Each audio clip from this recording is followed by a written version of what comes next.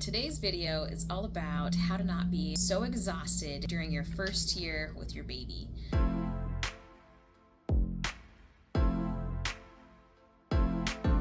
The only advice that I really got was sleep when your baby sleeps. And that was difficult for me to know how to follow that advice, mostly because my baby would fall asleep while nursing and things like that. And I was like, so how am I sleeping while I'm holding her in this chair? And it was kind of frustrating. So I'm hoping that today's video will give you 25 new ideas on how to be less exhausted during the first year with your baby. So number one, it does take some art to help your baby be able to lay down by themselves, and it won't happen, for a little while. You just kind of have to give yourself grace. And for me, it was just at first I was like, am I just going to be holding a sleeping baby for the rest of my life? But eventually, most babies, you're able to lay them down and they're able to take little naps at first, and then those naps get longer over time. So the first thing that I would say is, even if the baby is just doing these little naps or whatever, and even if you don't feel like you want to sleep, at least do something restful while your baby is napping,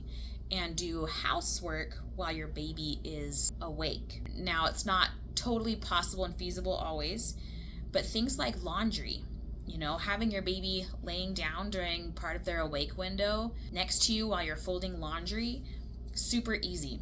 And then that's like an awake window activity. So you're killing two birds with one stone. You're getting something done while the baby's awake, and then when the baby's napping, then you can take your rest.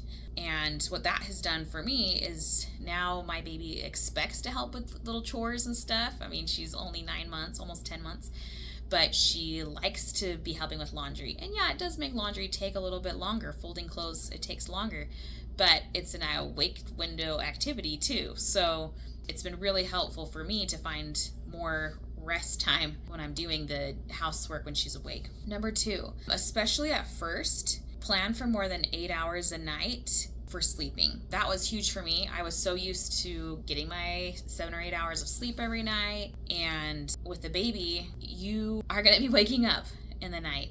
And so one of the things that really helped me to not be so exhausted was to say, okay, the equivalent of getting 8 hours of sleep at night for me with this newborn is getting 10 hours of broken up sleep, 9 or 10 hours. And so I would plan on that. And at first that meant going to bed at 9 a.m. for me, which felt really early. But when you're so exhausted, you can do it. And so I would get 9 or 10 hours of sleep broken up with the baby waking up. And it was hard to feel kind of lazy, but it's the way that I was able to survive some of that exhaustion for a while. And now that she's 10 months, it's pretty easy to just get the 7 or 8 hours she's sleeping through the night. But at first, it's really hard to do that. And so I definitely recommend setting more sleep hours. Number three, when you get out some toys with your baby, as they're getting a little bit older and they have some toys out and thing, don't move the baby until you clean that up. So let's say you dump out a bunch of toys with the baby and, you're playing there, or they're independent playing, whatever it is, but now it's time to go do something else. Clean up the toys right then and there. Sometimes that feels tiring, but I promise if you just do it right then and there, it'll make it easier. When the baby is napping, you actually can rest because you cleaned up the toys while the baby was awake. You're also helping the baby learn already that, we clean up after we get something out. Even though you're holding them while you're cleaning up for a while, my baby still doesn't totally get it, but as soon as she hears me sing the Barney cleanup song, she knows we're starting to transition, and she's maybe kind of starting to help pick things up. Not quite yet, but at least I'm not having to clean up after she's asleep. Number four, incorporate activities that you like more with your baby more often. So one thing that I really like to do with my baby is read her books. And so I do that 3 times a day as part of the nap time routine, because right now she's on a 2-nap schedule. And so part of her awake window, we spend reading every time. And that's an activity that I enjoy more than other things. So then I feel less exhausted when I'm doing something that I enjoy a little bit more with her. Number 5, let people help you. One of the things that I have loved seeing incorporated more and more is getting a whiteboard. And when you think of things that you need done around the house or you'd like help with, you just start writing it down. And when I've done that, I sometimes will get to it myself, or when somebody asks, hey, what do you need? You can be like, oh, if you'd like to do something on my list, is one less thing to have to worry about. It's one more thing that helps you. Number 6, activities can't take longer to set up then the child plays with it. What I mean by that is I see a lot of these online videos about like, make this thing for your baby to play with, make this Jello or, different things. And I can't speak for a baby older than a year yet, but my infant, if I'm spending that precious time where she's napping or whatever to make some activity that she's only going to play with for less than a minute, I am going to become more exhausted because I'm putting more work into something than she'll play with. So I think one of the biggest things to remember here is that life itself for a child this young is teaching your baby. They don't need a ton of extra stimulation. Sometimes there's things that really do work for your child, but in my experience, a lot of times just like giving her an empty box or something that I'm done with, like an empty food container that's clean, or just letting her play with something that we already have around the house is just as effective. And I put zero time into preparation into that. Just let her play with the old water bottle or whatever, so I'm not getting as exhausted that way. Number 7, having personal routines. I did not think I used to like routines, but now having the baby, it is so nice to have things that keep coming up just get done. And so one of the things that has been a lifesaver for me, and this has come also as baby has taken more regular naps, is habit stacking. So as soon as she goes to a nap and she's still falling asleep, I just do whatever dishes are in the dishwasher and I drink water. That helps me remember to stay hydrated. And yes, I did mention you don't do jobs when the baby's sleeping if you can help it, but dishes is one that she can't help me with. And for me personally, I feel so much more relaxed when those dishes are done. And it only takes me maybe 10 minutes during those when she first goes down. So she's technically still awake, usually falling asleep after I put her down. And that too is just like a huge game changer for me, just making that little habit, do the 10 minutes of dishes and then drink some water and then move on. Number 8, if you have your mom or mother-in-law close by and you trust them, or if you're working on trusting them, I invite you to have a little faith and don't let yourself be exhausted because of pride, and utilize grandmas and family members if they're nearby and if that is an option for you.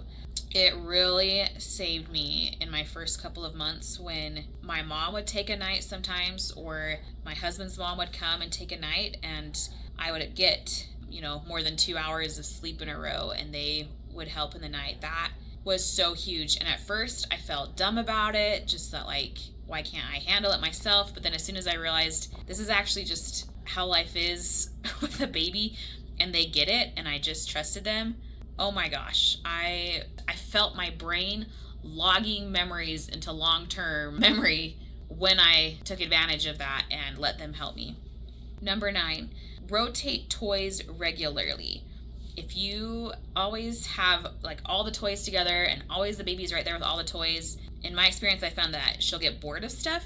And so instead what I've done is I have like a small amount of toys in like different rooms, and then we go to different spots in the house, and that helps when she starts getting bored. Well, we just go move to another section and then she's content again for a while longer. Number 10, sometimes I'll be making dinner or something and baby will start crying because she starts getting bored. Usually boredom is what she's kind of like whimpering about. If I just give her a few seconds, because a lot of times this happens just because I'm trying to make dinner, more often than not, she'll just whimper for a minute, but then she'll find something else to entertain herself. And so now I've started to just kind of let her have like a minute to kind of like just whimper a little bit and see if she'll find something. If not, maybe she's hungry, or she really does need me to hold her for a second.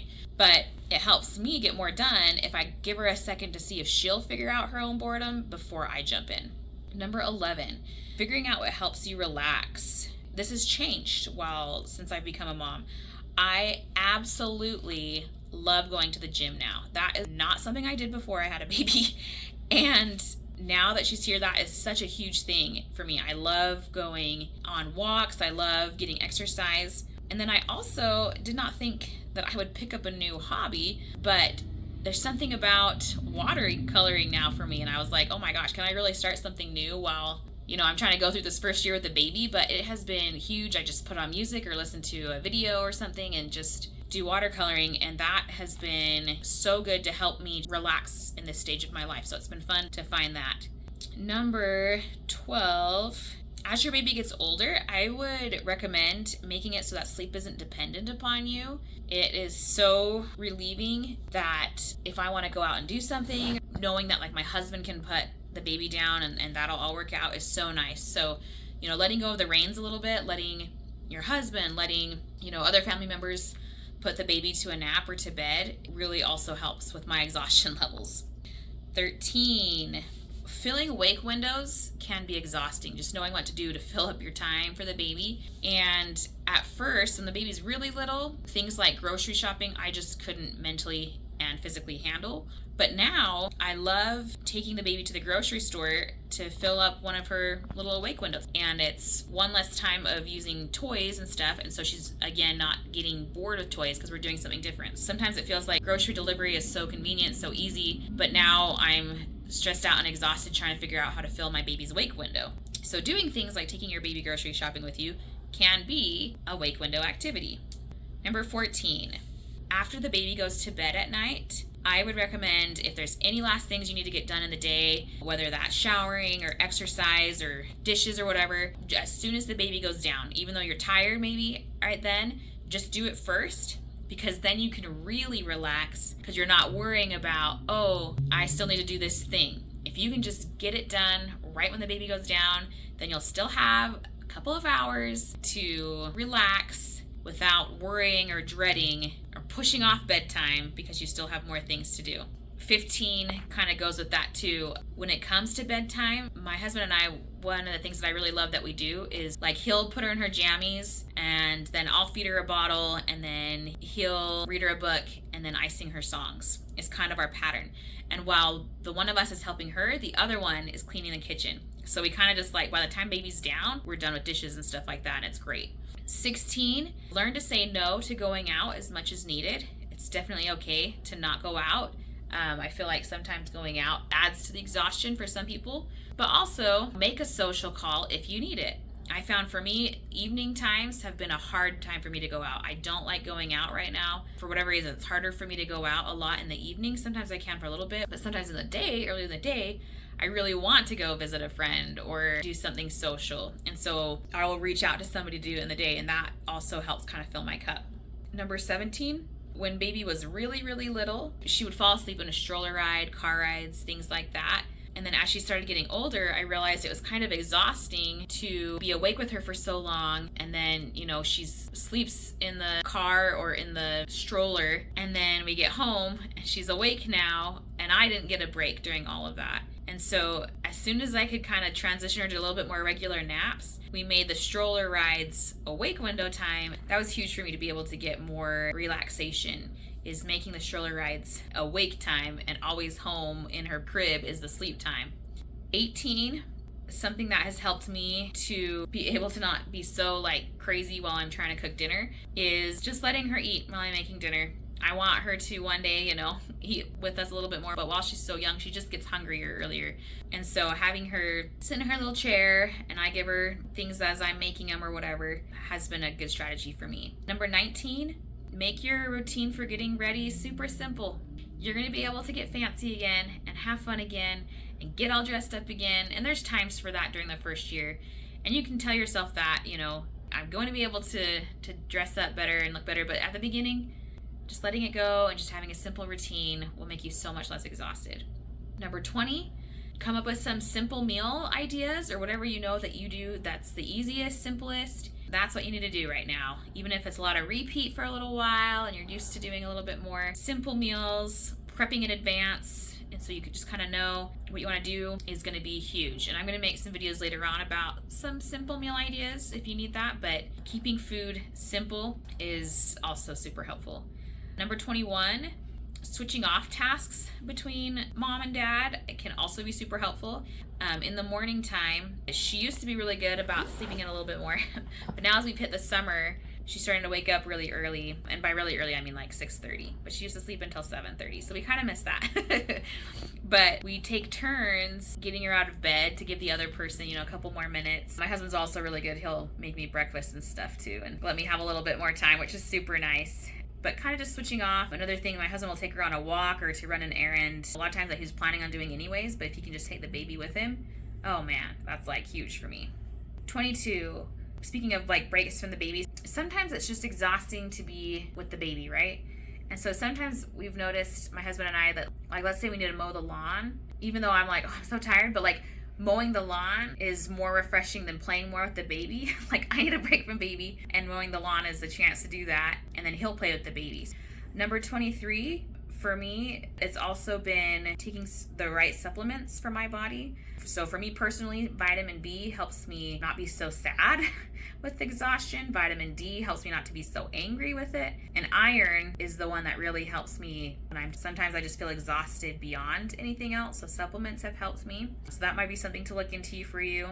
Number 24, if you're not ready for something, don't do it. Some people are ready to jump right into giving their baby solids and trying foods. Other people are not.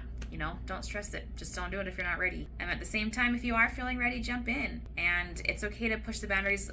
One thing I've learned about a lot of the recommendations and schedule is kind of for the biggest needs for people. And so, for example, like having your baby sleep in your room for 6 months is the recommended schedule. But my baby, she was so loud, and so like every sound was waking me up. About 3.5 months, we moved her into her own room, and at first I felt guilty, but then I was able to sleep more, and I could still hear her when she cried, but I wasn't waking up to every little sound that she was making. And then the last one, I would definitely recommend less social media time, less time to compare yourself with others and what other people are doing.